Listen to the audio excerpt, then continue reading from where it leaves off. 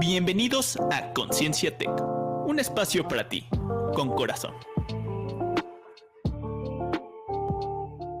Hola, ¿qué tal? ¿Cómo están? Ya nos encontramos aquí a través de nuestro podcast de Conciencia Tech, que como ustedes saben, se transmite a través de nuestra página de Facebook Conciencia Tech, a través de mi canal de YouTube, El Profe Crescante, y también a través de Spotify con también el título de Conciencia Tech. La verdad es que hoy estoy muy contento porque estoy recibiendo a una persona que ha escrito un libro y está en proceso de escribir su segundo libro. Luego tocaremos los temas de ese libro, pero la realidad es que me da mucho gusto recibirlo a Salvador Barrena porque de alguna manera compartimos este gusto por temas que son bastante interesantes.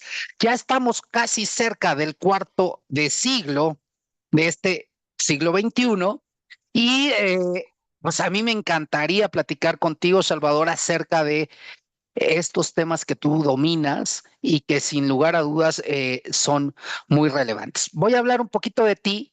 En tu caso, pues eres coach, speaker, instructor, pero también estuviste metido en todo lo que es la transformación digital, la inteligencia artificial y seguramente, pues como lo sé, pues compartimos de profesión esta parte de la ingeniería, ¿no? Tú ingeniero industrial, yo ingeniero mecánico. Y la vida nos ha llevado hacia el sentido más de las humanidades, del desarrollo, a lo mejor organizacional, pero también el desarrollo humano. Y me da mucho gusto tenerte por aquí. ¿Cómo estás? Muy bien, muchas gracias, David. Es un honor estar aquí en tu podcast. Saludos a todos de la audiencia y pues estoy muy contento de platicar contigo. Efectivamente, el tema de movernos de lo técnico a las humanidades es súper interesante y yo creo que en este siglo XXI engarzarlas es súper importante. Una de mis ideas es que no debemos estar separados los rudos y los técnicos, perdón, los humanistas y los técnicos, ¿no? ¿Sí? Creo y comparto la misma idea en este sentido. ¿Por qué? Porque las habilidades humanas, pues al final de cuentas las organizaciones las formamos humanos. Sin seres humanos no hay organizaciones como tal, entonces pues esa coordinación, esa generación de estas necesidades, pues nos hace mejores empresas, mejores seres humanos. Y Totalmente. bueno, partiendo de esto, me encantaría que me dieras una perspectiva, cómo estamos en el mundo, y luego me quiero interiorizar hacia a tu perspectiva en México, pero cómo está el mundo en estos primeros 20, sí, casi 25 años de este nuevo milenio. Mira, quizás esa es la pregunta más importante de lo que a mí me gusta hablar. Antes de responderla, tengo que hacer una confesión. Yo soy un optimista profesional, Ah, pero soy un optimista de acción y un optimista responsable. ¿Sí? ¿Por qué he tomado esa postura? Porque si tú lees los medios o los oyes y ves redes sociales, la gran perspectiva es el mundo se lo está, voy a usar una palabra más elegante, el mundo va en declive, severamente en declive, ¿no? Y yo tengo la perspectiva de que el mundo tiene extraordinarias posibilidades en el siglo XXI y también grandes riesgos. Y la narrativa general es que está todo mal, y no es cierto. Hay cosas que están mal, pero hay cosas que están también mejorando y muy bien. ¿Sí? Entonces, como que hay que mantener la doble perspectiva. Hay cosas horribles, sí. Hay cosas maravillosas, sí. Y eso nos lleva a pensar, el mundo se puede mejorar. La mayoría de las narrativas son, el mundo está espantoso, está horrible, hay guerra, hay pandemias, hay corrupción, hay bla, bla, bla. Sí, eso existe. Pero no solo eso existe, y entonces tenemos que pensar en el otro lado de la moneda y finalmente tomar una postura. Y yo he tomado la postura de que hay que trabajar porque el mundo se mejore. Y por eso hay que ser un optimista responsable y de acción. Yo lo digo mucho que en el gran arco de la historia, los optimistas hemos mejorado el mundo. Los apáticos, los irresponsables, las personas que no actúan de acuerdo a lo correcto, sí han cambiado el mundo, pero no lo han mejorado. Y entonces, pues hay que escoger un equipo y yo creo que el equipo que hay que escoger es el de mejorar el mundo. ¿Sí? ¿Que es un camino cuesta arriba? Sí, pero creo que es la única postura, voy a decirlo así, ética, que es viable. Mira, la verdad es que cuando tú me estás platicando todo esto, me da mucha luz y me recuerda a uno de mis rectores que tuve durante mucho tiempo, el profesor David Noel. Él hablaba de que hay que hacer las cosas de manera ética y hay que hacer lo correcto, aunque nadie lo haga Y aunque nadie te vea. y aunque nadie te vea, exactamente. Y no hay que ser o no hay que familiarizarse con lo malo, aunque todo mundo lo haga.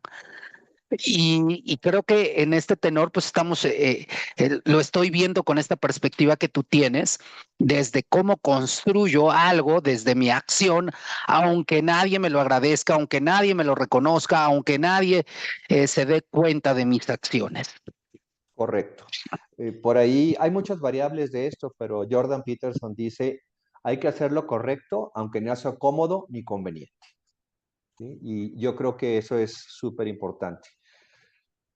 Y hay que tomar esa postura de, sí habemos personas que queremos que mejore el mundo. Y curiosamente yo creo que nunca en la historia había habido tanta conciencia de un solo mundo y de que los problemas mundiales requieren una colaboración a nivel mundial. Los problemas, grandes problemas de la humanidad, no se pueden resolver a nivel organizacional ni a nivel, inclusive, nación. La colaboración tiene que ser más de raíces, más desde la sociedad, desde las comunidades, ¿sí? Y tenemos que engarzar mucho los que tenemos la perspectiva positiva, optimista. Algunos me dirían utópica, y ahorita atendemos el tema de la utopía, que creo que es interesante hablar de eso, porque la utopía es imaginar las cosas, pero el truco está en crearlas, ¿no? Y eso es la protopía, que me gustaría que habláramos de eso, ¿sí? Porque si no tomamos esa postura, pues es básicamente, voy a decirlo así, aceptar la derrota. Y si nos damos por vencidos, pues no, o sea, no va a mejorar. Dándonos por vencidos, no va a mejorar el mundo, eso te lo garantizo. Sí, es tan simple como darnos por derrotados, es decir, ¿sabes qué? Soy víctima de las circunstancias del mundo y yo no puedo actuar ni un pasito para mejorarlo. Y entonces, pues es muy fácil adoptar esta postura de víctima. Es por ello que lo que tú dices, que sí puedo hacer yo, que sí depende de mí para mejorarlo, y desde ese entorno quedar en paz con ese accionar que hacemos. Oye, y pues obviamente al tomar esta perspectiva que tienes de los grandes retos y oportunidades que tiene el mundo, ¿cómo ves en ese entorno global a nuestro país, a México, ¿no? En Uh -huh. particular, y ya a partir de ahí nos soltamos a hablar de cuáles son las habilidades que requerimos tener y vamos, nos Sí. vamos soltando. Mira, voy a empezar con la postura positiva, optimista. México es de los países más importantes en el mundo y tenemos una visión a veces social de que México está muy mal, pero si tú lo ves comparado con todo lo que está sucediendo en el mundo, México está entre los 12 países más importantes por población, por oportunidades de negocio, por variedad cultural, ¿sí? Somos un pueblo creativo, hay que acercarnos más a la innovación, pero lo creativo ya lo tenemos, vamos a trabajar en eso, ¿no? La innovación es una de las habilidades importantes para el siglo XXI. Suponiendo que no hiciéramos nada, México va a seguir creciendo por su propia geografía, la población y las oportunidades de negocio, ¿sí? Creo que en ese entorno positivo, poca gente actúa de manera positiva.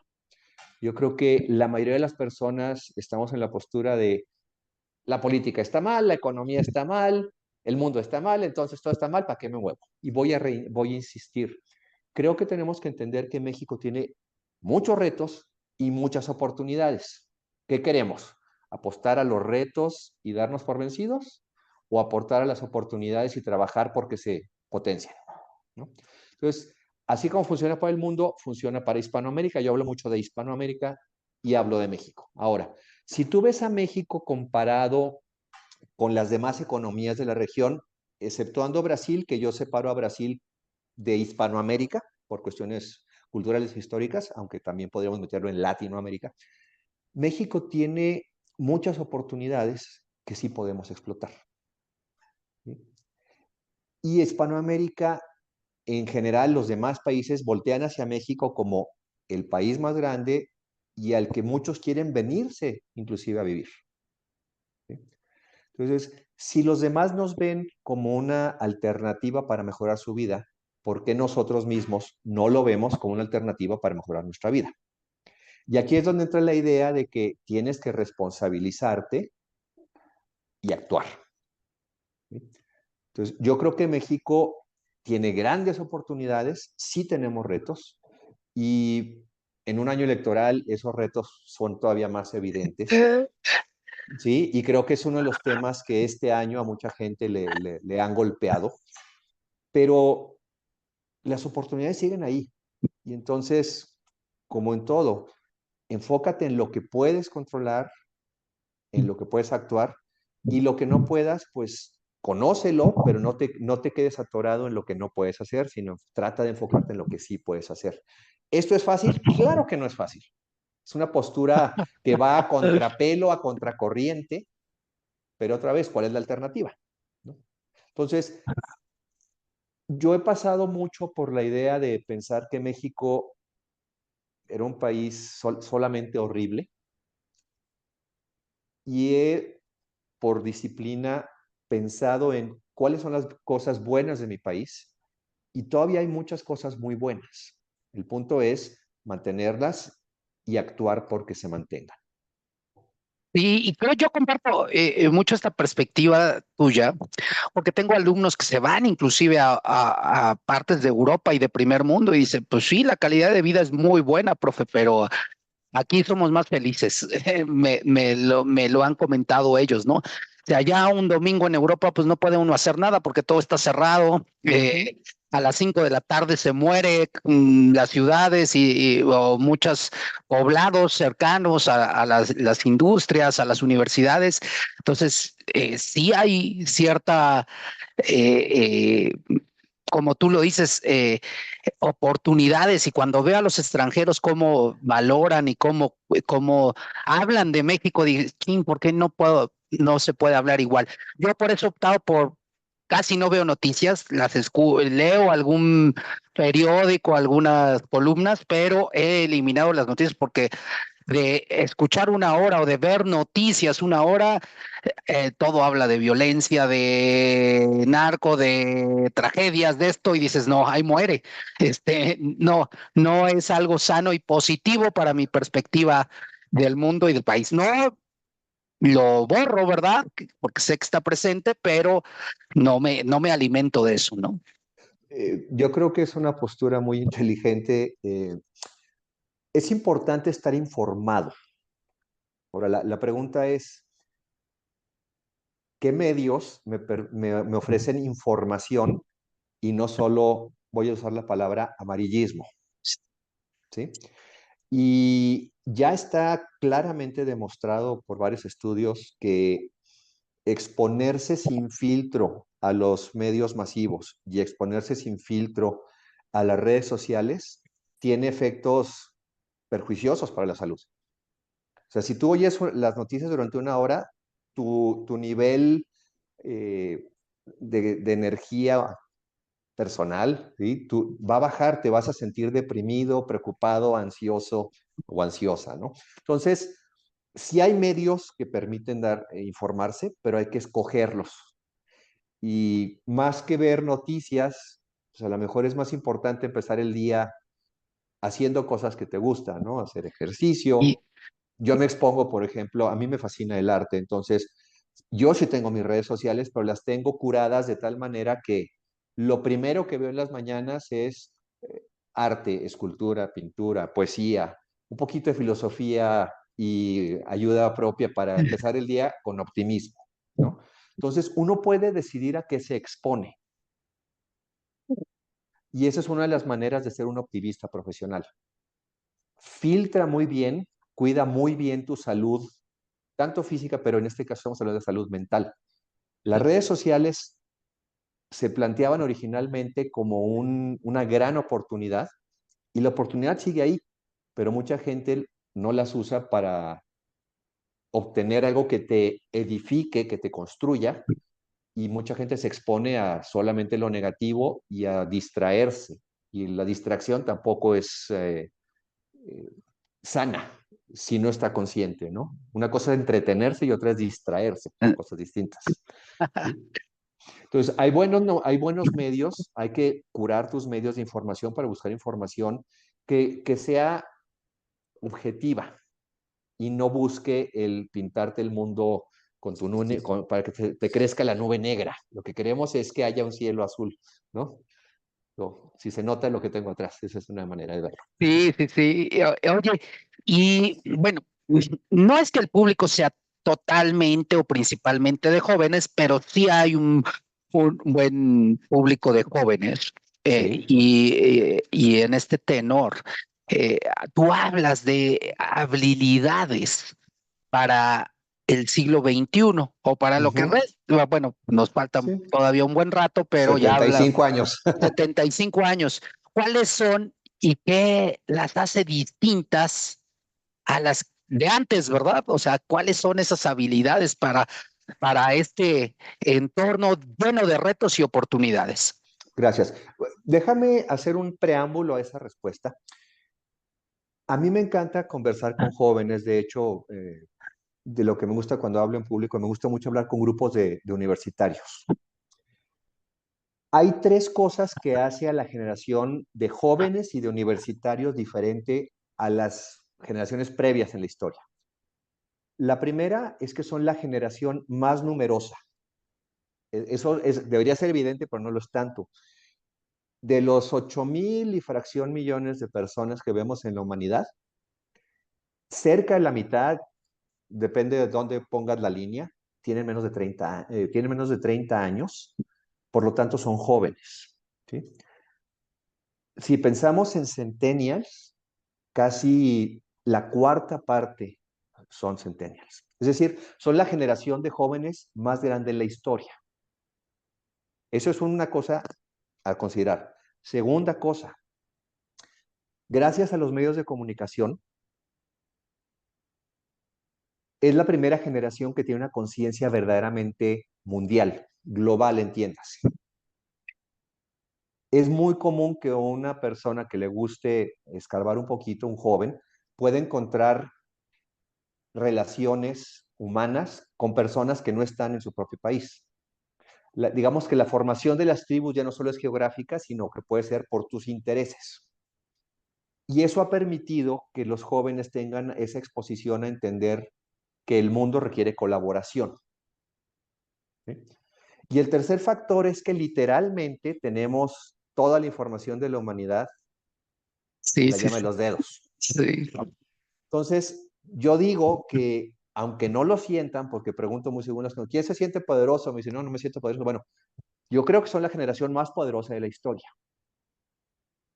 Y ahí es donde entra la necesidad, creo yo, de darles las herramientas para que puedan, y voy a usar la palabra florecer, que últimamente le estoy encontrando en muchos foros, que me gusta, es decir, que logren crecer, desarrollarse integralmente como seres humanos y seres humanas.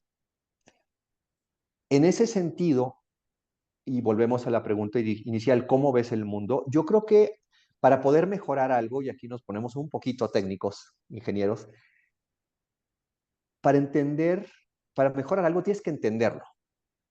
Y para entenderlo, pues tienes que investigar. ¿Sí? Mi postura es, hay que entender que el mundo del siglo XXI es muy diferente al del siglo XX. Y la gran diferencia es, mi planteamiento es, en el siglo XX se buscaba que las instituciones y las empresas fueran robustas y estables. Y todavía es el discurso, tenemos 40 años en el mercado, ¿ok? ¿Y vas a estar el año que entra en el mercado? Si sigues haciendo lo mismo que hiciste el siglo pasado. Hay un libro por ahí muy interesante que se llama Lo que te trajo aquí no te llevará allá. What brought you here won't take you there. ¿Sí? Este siglo XXI pide que pensemos en términos de agilidad y flexibilidad. Prácticamente lo opuesto de lo que se buscaba en el siglo XX. ¿Por qué? Porque el mundo está cambiando a una velocidad que cada vez es más alta, es decir, se está acelerando. Es un mundo en el que el cambio se vuelve más complejo y más convergente. Y entonces me dice mucha gente, pero es que el mundo siempre ha sido cíclico. Podríamos convenir en los que es grandes en que eso es cierto, pero las velocidades y las escalas de este siglo no son las mismas y nunca han sido a este ritmo y van a ser cada vez más grandes, tanto las escalas como las velocidades, así como la complejidad. En ese tenor, mi primer planteamiento, que es una habilidad, no es tan fácil de adquirir, pero es para mí indispensable, es una habilidad un poquito técnica, tenemos que aprender del mundo como un sistema de sistemas. Y por eso hacemos la conversación al principio, las humanidades ya no pueden estar separadas de las ciencias y las tecnologías. ¿Por qué? Porque los problemas son tan complejos que requieren transversalidad o multidisciplina, como lo quieras decir. ¿Sí? Y entonces tenemos que entender que los sistemas son parte de un sistema mayor y tenemos que entender en qué parte del sistema estamos para poder colaborar. El siglo pasado era mucho, eres ingeniero industrial, en mi caso, en producción, ¿no? O eres ingeniero mecánico en tal cosa, y se buscaba mucho la hiperespecialización y aprendías cada vez más y más hasta que sabías casi todo sobre casi nada. Y eso tenía mucho sentido en el siglo XX. En este siglo sí tienes que crear cierta especialización, quizá un par de especializaciones, y tener un conocimiento transversal que te permita interactuar con otras disciplinas que a lo mejor no tienen nada que ver con lo que tú haces. Y esa idea de la convergencia que se ha ido manejando desde finales del siglo pasado, se está extendiendo cada vez más. Por ejemplo, las fronteras de la medicina, de la neurociencia, están empezando a acercarse mucho a las fronteras de la conciencia desde el lado filosófico. Y antes, aunque pensar de que un médico y un filósofo colaboraran, no tenía mucho sentido. Hace algunos años, no muchos, leí, menos de 5 años, leí un problema técnico de una empresa petrolera que no sabían cómo encontrar cierta cantidad de contaminantes en sus yacimientos a nivel mar. Y inteligentemente llamaron un grupo de personas muy diversas y resolvieron el tema con un biólogo que les dijo, si pones esta especie de almejas, se cierra inmediatamente cuando la cantidad de contaminantes es alta. Mientras que los ingenieros estaban pensando en vamos a poner sensores y conectarlos a una computadora, ¿sí? Las dos soluciones eran viables si tú quieres, pero cuando tienes perspectivas muy diversas sobre el mismo problema, puedes resolverlo de una manera más eficiente y efectiva. Entonces, esa idea de tener los sistemas de sistemas y lograr la colaboración entre multidisciplinas se vuelve muy importante. ¿Sí? Y eso tiene muchas derivaciones, porque en las empresas sigue estando muy separado los técnicos de recursos humanos, por ejemplo, ¿no? Y en las universidades seguimos el mismo modelo de Elliott, que Elliott es el Ford para las universidades, que él estuvo en Harvard a principios del siglo pasado. Y tenemos humanidades de un lado, ciencias y tecnologías de otro, tenemos facultades, tenemos dentro de las facultades carreras, dentro de las carreras tenemos materias, dentro de las materias créditos. Es un modelo de hace 100 años. Veo pocas colaboraciones todavía en las universidades de campos diversos. Y entonces estamos en silos intelectuales, silos cognitivos, y no podemos ver el mundo desde otras perspectivas. Eso es un gran reto para, ahora sí, Hispanoamérica a nivel educativo, a nivel institucional. Orgánicamente, desde las comunidades y la sociedad, empieza a haber esas colaboraciones, pero no es algo estructural. Entonces, la invitación puntual para los jóvenes, para los universitarios, es busca foros desde tu universidad o por fuera, si es necesario, de gente que sea muy diferente a tu manera de pensar. Desde lo académico, si quieres, pero eso se puede extender, y volvemos a redes sociales. Las redes sociales tienen el efecto contrario, no en el sentido del conocimiento, sino en el sentido de la ideología. Te encierran en burbujitas que solo oyes y te manda el algoritmo lo que tú quieres oír, pero eso te prohíbe que crezcas y entiendas el sentido del sistema de sistemas. Entonces, colaborar con gente diferente, con conocimiento diferente e ideas diferentes, es la manera de cambiar el mundo. Si estás solamente en tu especialización o si estás solamente en tu burbujita ideológica, muy difícilmente vas a poder mejorar el mundo. Y ahí hago una pausa. Esa fue una de las habilidades, quizá la más importante. ¿Sí? Y a mí me viene y me entra todo sentido esto desde esta parte de nuestras relaciones, ¿no? Como tú lo dices, el mismo algoritmo te manda, ¿no? Y al final te causa sorpresa, no me voy a meter mucho en política, te causa sorpresa un resultado electoral cuando no eres consciente de que, por ejemplo, el país tiene mayor cantidad de pobres y en pobreza extrema que de cualquier otro, ¿no? Y entonces dices, es extraño el resultado de la elección cuando de alguna manera esos apoyos sociales que se dan representan un 20 o 30% de ingresos para esa gran mayoría de personas que viven en pobreza o pobreza extrema. Por ejemplo, me viene eso. O tu grupo de amigos, ¿no? Es tu grupo de amigos y hablan de lo mismo y de los mismos deportes y te reúnes con ellos y los temas son casi siempre los mismos, ¿no? O rutinarios o cuestiones de ese tipo. Entonces, yo creo que es salirnos de la caja y desafiarnos a ir a otros ambientes que pueden ser distintos y diferentes para nosotros, ¿no? Y eso nos va a dar otra perspectiva de nuestro mundo, ¿verdad? Sí. Yo abordo el tema de lo que yo llamo el buen gobierno en el segundo capítulo de mi libro. ¿Sí? Y el capítulo se llama En busca del buen gobierno y el tercer capítulo se llama En defensa de la democracia. Y tradicionalmente en México y en América Latina, en Hispanoamérica, hablamos de política y lo equiparamos con electoralismo. Y las elecciones son un mecanismo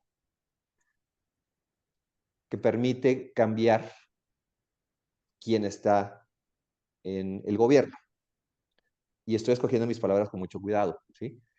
El propósito de las elecciones es el cambio, no llevar a la persona a, y es un cambio de paradigma interesante, ¿sí? Y esta es una de las habilidades quizá muy importantes para las personas, entender lo que es el gobierno y para qué sirve el gobierno, y entender que la política no implica necesariamente el partidismo, que ese es otro de los grandes, quizá malentendidos de nuestra política en Hispanoamérica, que pensamos que ser político es ser partidista, y son cosas diferentes. Y por supuesto que hay que tener partidos, pero que estén traídos al siglo XXI. Yo creo que las instituciones más anquilosadas en Hispanoamérica en general, ciertamente en México, son los partidos políticos. Ahora, no quiero hablar de electoralismo, quiero hablar de ¿Cuál es el fondo de ser un buen, y esa es la palabra más importante, un buen ciudadano o una buena ciudadana? La responsabilidad política no está en los partidos, está en los ciudadanos. Y nuestra responsabilidad, cuando tú ves la política como partidismo solamente, crees que tu responsabilidad está en ir a votar. Pero si tú ves lo que es una democracia madura, el primer requisito es la capacidad de votar. Pero hay otras cosas más arriba, ¿sí? Y entonces, nuestra cultura política en ese tenor, en Hispanoamérica sigue siendo bastante breve, por decirlo de una manera elegante, ¿sí? Menos elegante está Chaparrita. Necesitamos crear mucho más conciencia política de la responsabilidad ciudadana. Eso es un tema bien importante. Y las vanguardias de gobierno, de política en el mundo, muchas están hablando del enfoque en el ciudadano. Ser un ciudadano desde tu comunidad, desde tu país y, ¿por qué no?, pensar en los alcances mundiales, ¿sí?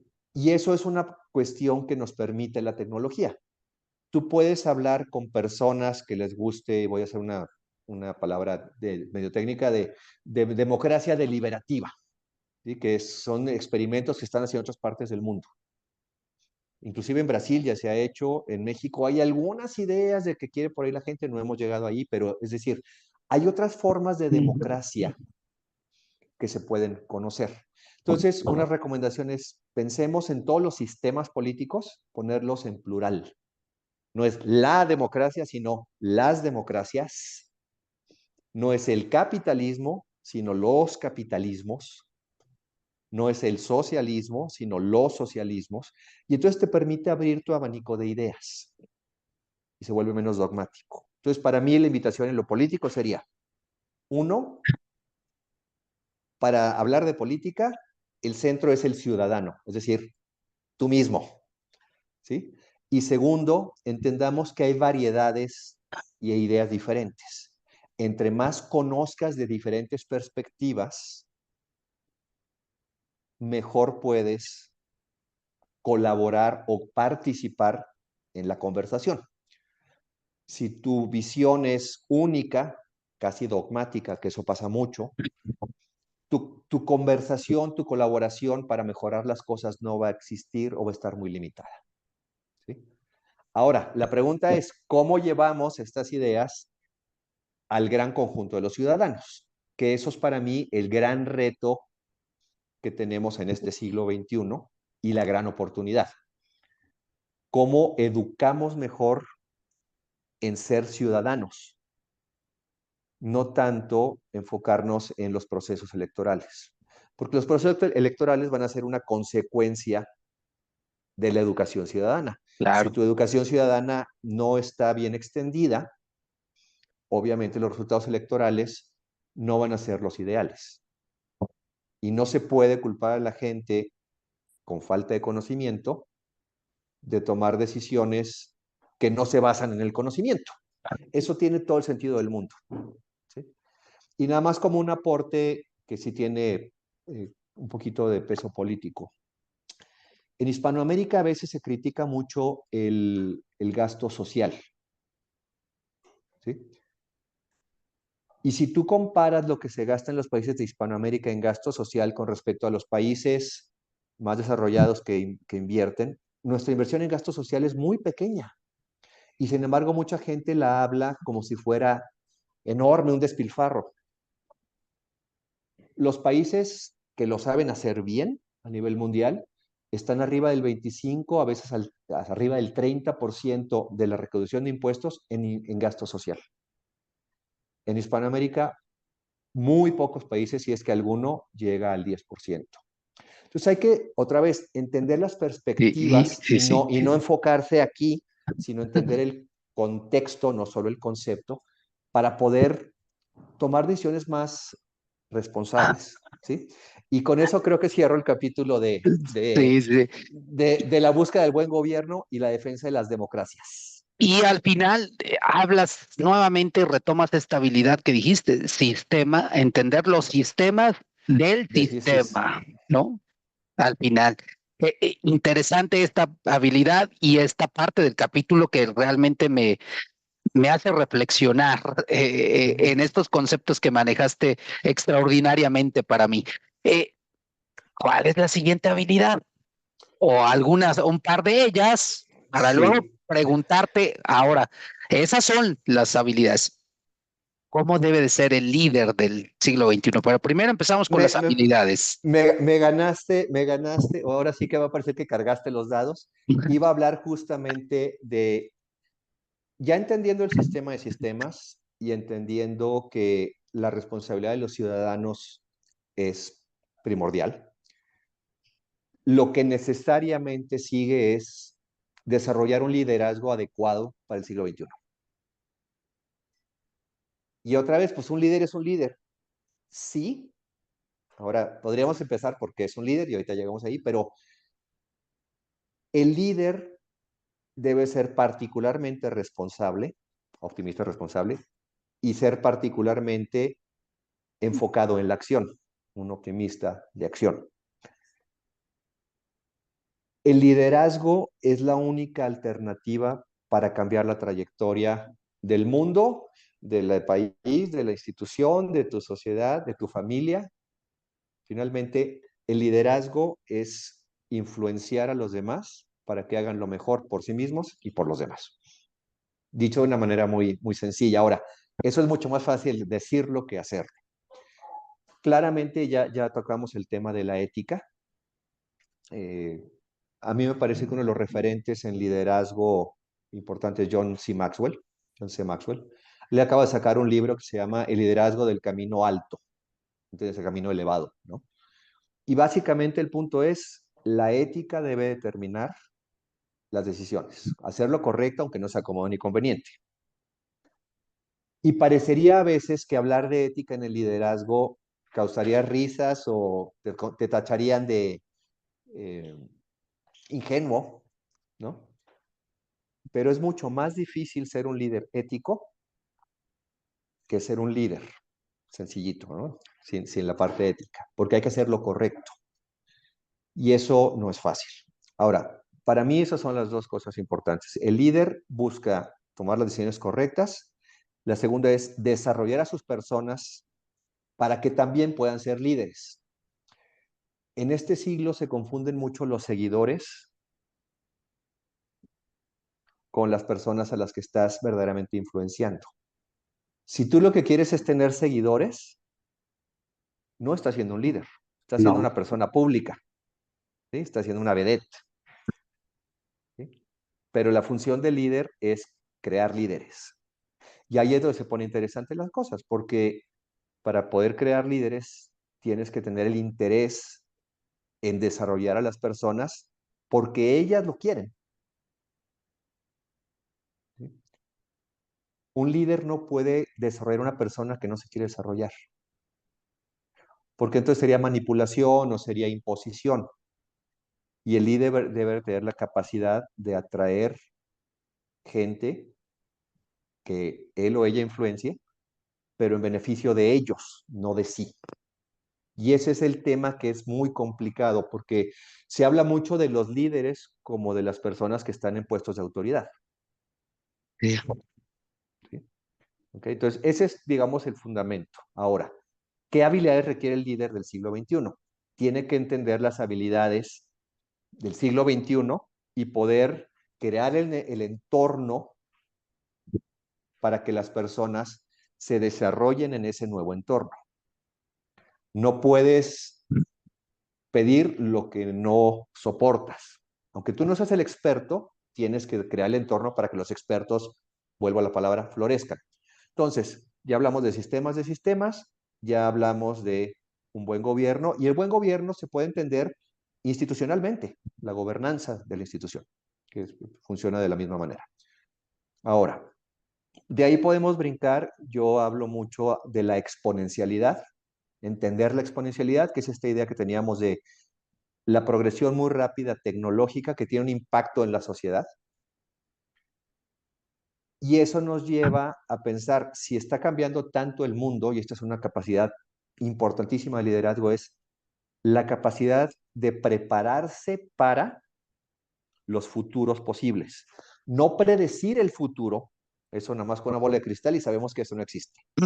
¿Sí? Entonces, la perspectiva, que es un campo nuevo, se llama prospectiva estratégica y estudios de futuros, es entender las tendencias y ver cuáles son los posibles escenarios que son derivados de esas tendencias. El problema es que eso lo puedes ver como un cono. Aquí estamos en la punta del cono y está cerrado, entendemos el hoy, o medio lo entendemos. Conforme el cono se aleja en el tiempo, se va haciendo más grande. Sí.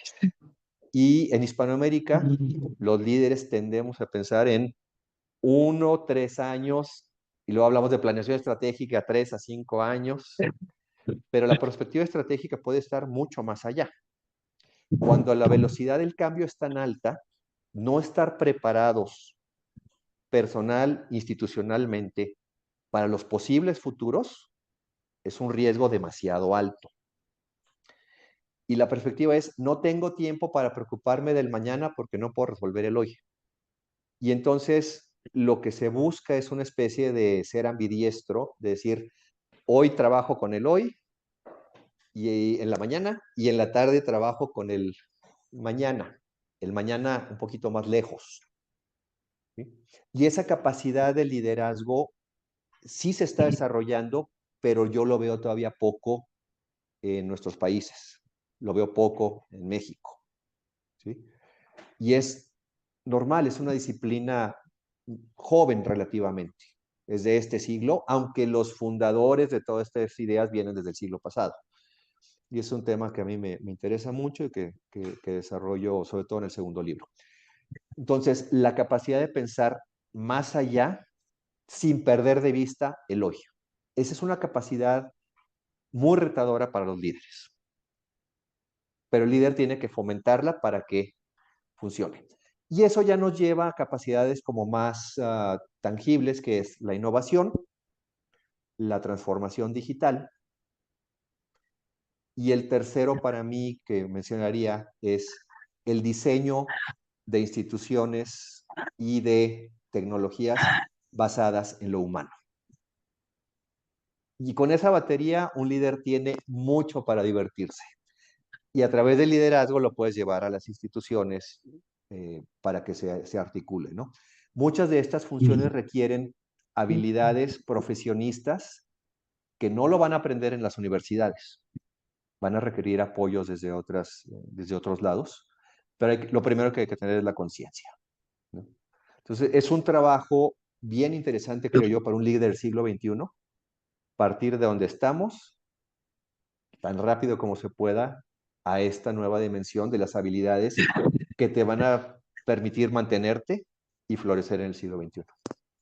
Y fíjate que lo integro con esta parte que de inicio hablaste, ¿no? O sea, a ver, hemos estado en el mercado 40 años. Ah, sí, pero vas a estar mañana. Entonces, esta visión de futuro, esta perspectiva de escenarios, me recuerda a una materia que llevé en el doctorado de escenario planning, se llamaba, o planeación de escenarios, que hablaba de prospectiva precisamente, y le encuentro mucho sentido a esos escenarios plausibles que pueden ser pues N cantidad de escenarios, porque al ser tan cambiante y al tener un montón de conocimiento y de avances tecnológicos, pues se va multiplicando y pueden ser N escenarios posibles, ¿no? Pero de alguna manera tenerlos a la vista, pues nos van a ayudar a solidificarnos como nación, como país, como mundo, ¿no?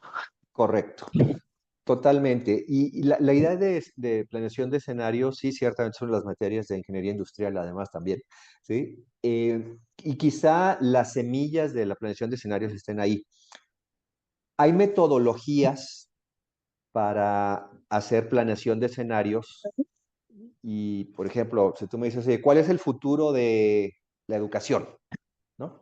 Entonces, lo que empiezas a buscar es cuáles son las tendencias de la educación, pero más detalladamente te puedes ir a buscar lo que Amy Webb, que es una de las grandes futurólogas que existen en el mundo, es una mujer brillantísima, y tiene una empresa dedicada a hacer estudios de futuros y perspectiva estratégica. Dice, las señales. Muchas veces las señales no les haces caso porque todavía están muy chiquitas, ¿sí? Pero recuérdense que en un mundo exponencial, una señal pequeña de repente puede brincar.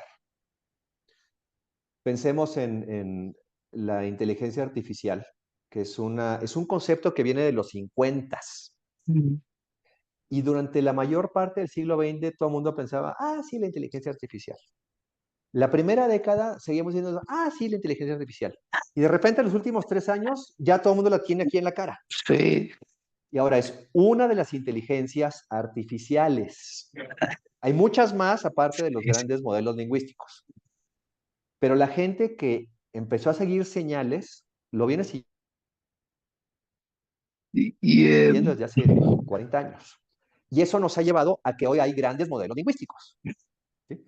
Entonces, muchas veces menospreciar una señal puede implicar un cambio tan disruptivo en la sociedad, en el mercado o en la tecnología, o alguna combinación de las tres, que te saque de la jugada empresarialmente, institucionalmente, inclusive políticamente, en el sentido de lo que hablamos de la ciudadanía, ¿no?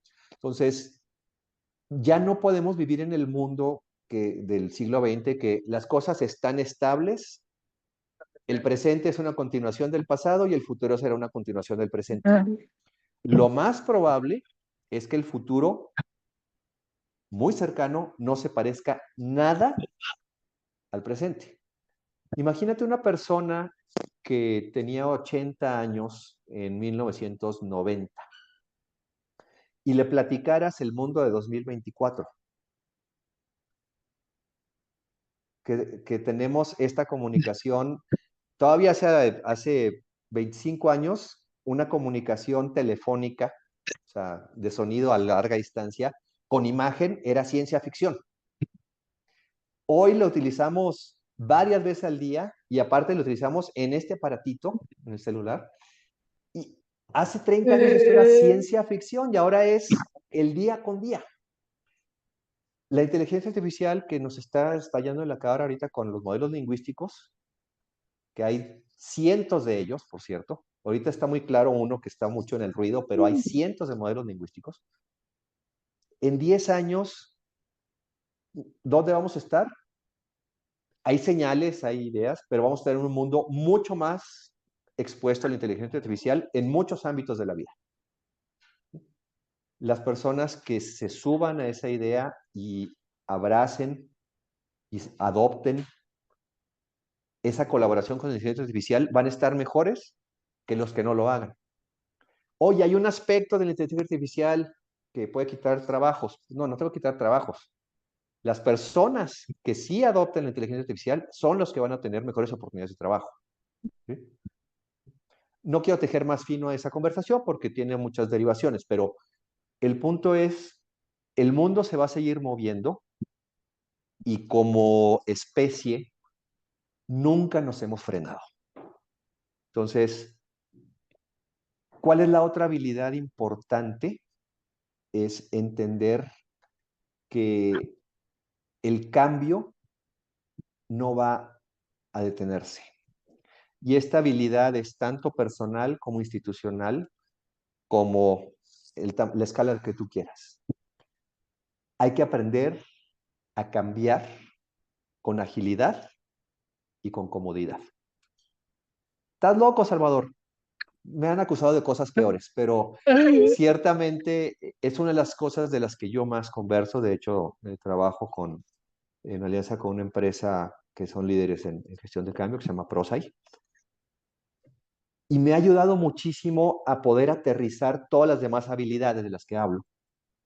Para mí el principal superpoder, además del liderazgo, es la gestión de cambio. Si aprendes a cambiar todas las demás habilidades, las puedes gestionar. Si no tienes gestión de cambio, las demás habilidades difícilmente van a aterrizarse y construirse. Entonces, un liderazgo para el siglo XXI con gestión de cambio. ¿Cuál es el híbrido de esos dos? Un liderazgo para el cambio. Entonces, si tú me preguntas como corolario, ¿qué necesita un líder? Por ahí hay artículos que hablan de que la principal función de un líder en el siglo XXI es gestionar el cambio. Ya no es la estabilidad y la robustez que era la función del líder del siglo XX. La función del líder en el siglo XXI es gestionar el cambio y lograr que los futuros que queremos crear se realicen. Qué extraordinario todo lo que nos habla, y el tema da para mucho más. Sí. Nos daría para estar aquí 2, 3 horas. Bienvenidos a Conciencia Tech, un espacio para ti, con corazón.